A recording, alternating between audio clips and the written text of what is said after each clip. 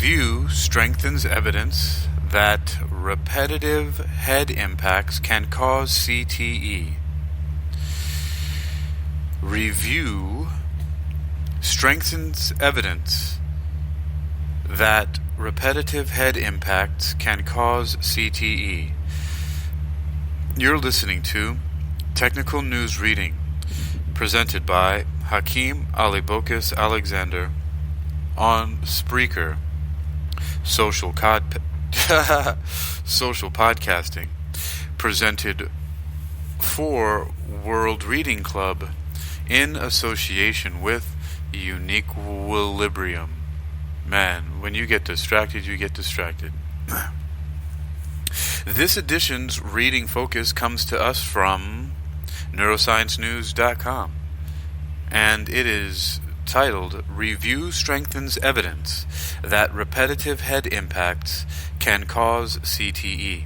It's published under the categories of Neurology and Neuroscience on February 10th, 2023. Summary.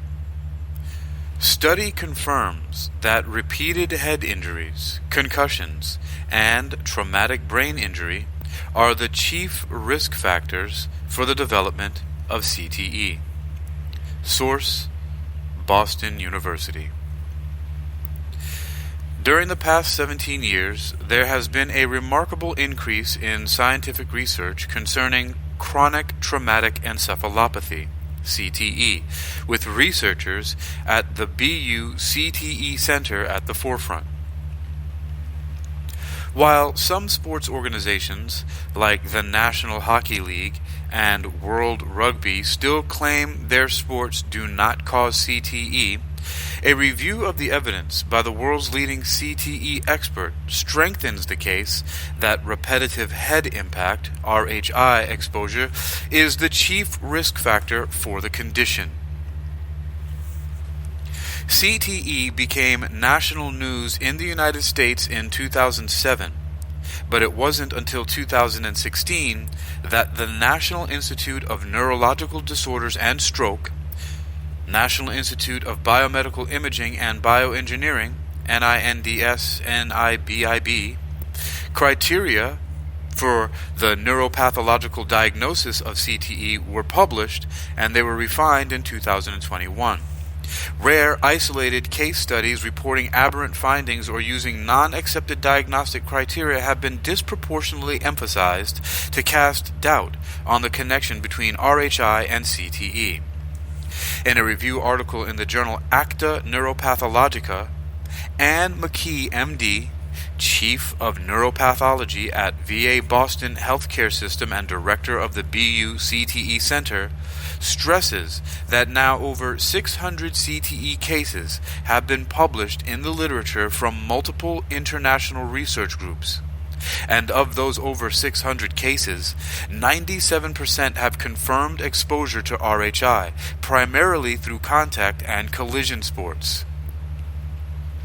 CTE has been diagnosed in amateur and professional athletes, including athletes from American, Canadian, and Australian football, rugby union, rugby league, soccer, ice hockey, bull riding, wrestling, mixed martial arts, and boxing. What's more, 82%, 14 of the 17, of the purported CTE cases that occurred in the absence of RHI were up-to-date criteria were used. The study authors disclosed that families were never asked what sports the decedent played. According to the researchers, despite global efforts to find CTE in the absence of contact sport participation or RHI exposure, it appears to be extraordinarily rare, if it exists at all.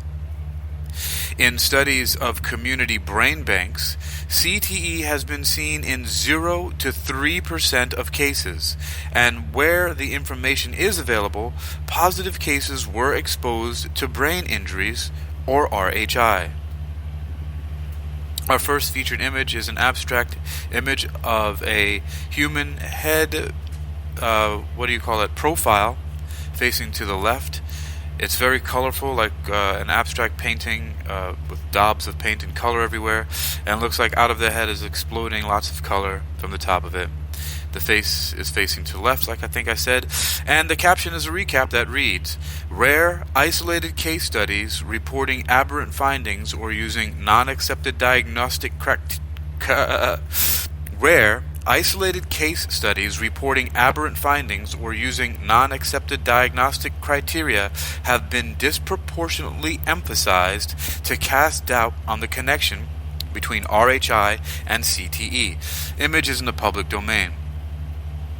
So just to recap, that RHI is repetitive head impact, and CTE is the chronic traumatic encephalopathy.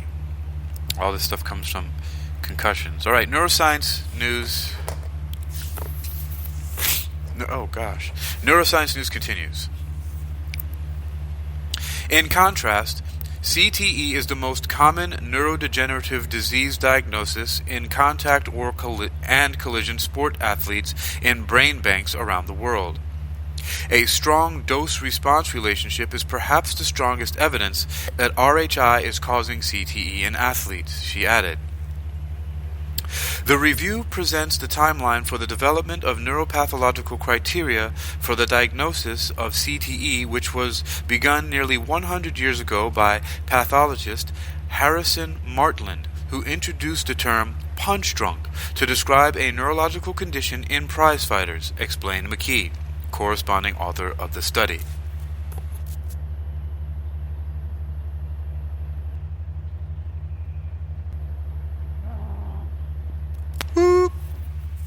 Alright, the review chronologically describes the multiple studies conducted by independent international groups investigating different populations that found CTE pathology in individuals with a history of RHI from various sources.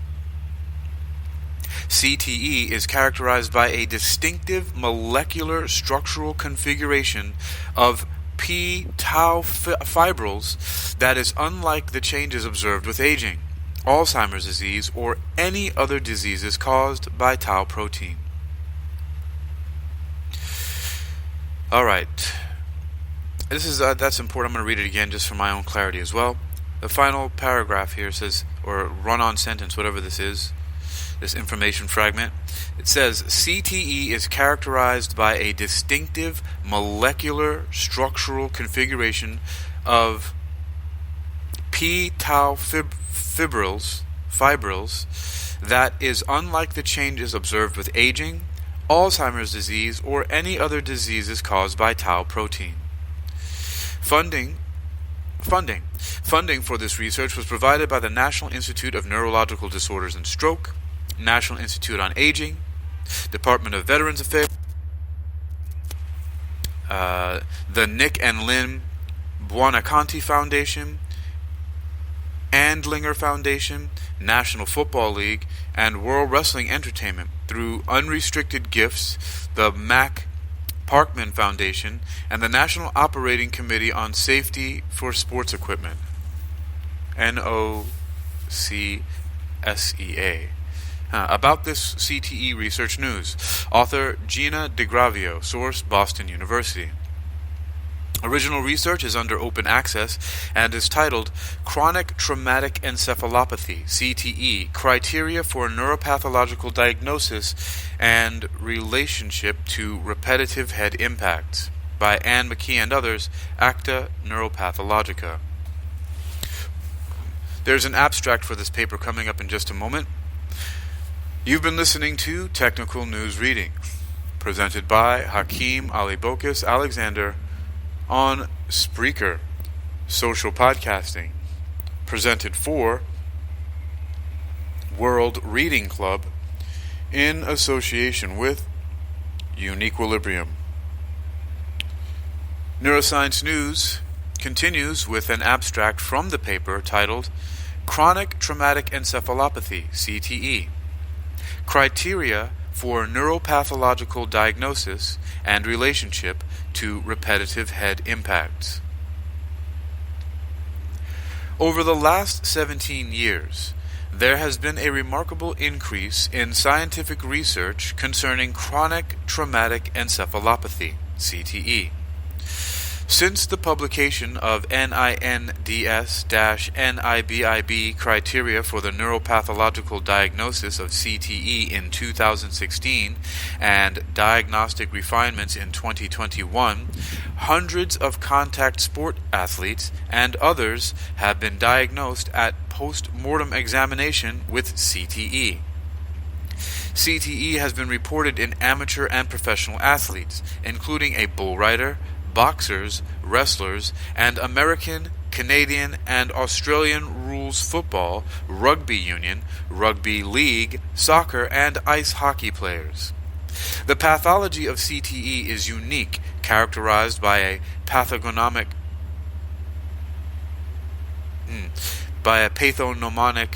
lesion consisting of a perivascular accumulation of neuronal phosphorylated tau, variably alongside astrocytic aggregates at the depths of the cortical sulci, and a distinctive molecular structural configuration of phosphorylated tau fibrils that is unlike the changes observed with aging, Alzheimer's disease, or any other tauopathy. Computational 3D and finite element models predict the perivascular and sulcal location of p-tau pathology as these brain regions undergo the greatest mechanical deformation during head impact injury. Presently, CTE can be definitively diagnosed only by post-mortem neuropathological examination.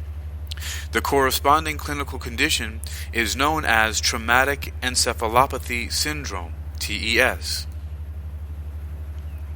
Over 97% of CTE cases published have been reported in individuals with known exposure to repetitive head impacts, RHI, including concussions and non-concussive impacts, most often experienced through participation in contact sports.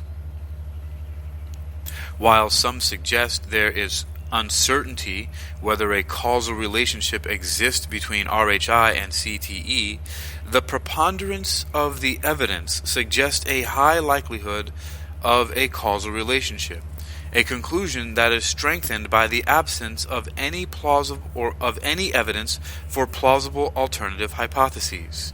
All right, let me say that again, or read that again. While some suggest there is uncertainty whether a causal relationship exists between RHI and CTE, the preponderance of the evidence suggests a high likelihood of a causal relationship, a conclusion that is strengthened by the absence of any evidence for plausible alternative hypotheses. There is a robust dose-response relationship between CTE and years of American football play, a relationship that remains consistent even when rigorously accounting for selection bias. Furthermore, a recent study suggests that selection bias underestimates the observed risk. Here, we present the advances in the neuropathological diagnosis of CTE, culminating with the development of the NINDS-NIBIB criteria, the multiple international studies that have used these criteria to report CTE in hundreds of contact sports players and others, and the evidence for a robust dose-response relationship between RHI and CTE. Neuroscience News asks you to join our newsletter. Sign up to receive our recent neuroscience headlines and summaries sent to your email once a day, totally free. We hate spam and only use your email to contact you about newsletters. You can cancel your subscription anytime. Neuroscience News posts science research news from labs, universities, hospitals, and news departments around the world. Science articles can cover neuroscience, psychology, AI, robotics, neurology, brain cancer, mental health, machine learning, autism, Parkinson's, Alzheimer's, brain research, depression, and other topics related to cognitive sciences. You've been listening to Technical News Reading, presented by Hakeem Alibokis Alexander on Spreaker, social podcasting, presented for World Reading Club in association with UniquilibriuM. This edition's reading focus comes to us from neurosciencenews.com and is titled, Review Strengthens Evidence that Repetitive Head Impacts Can Cause CTE. It was published on February 10th, 2023. You can read this article and others like it for yourself by visiting neurosciencenews.com. That's neurosciencenews.com. That's neurosciencenews.com. Review strengthens evidence that repetitive head impacts can cause CTE.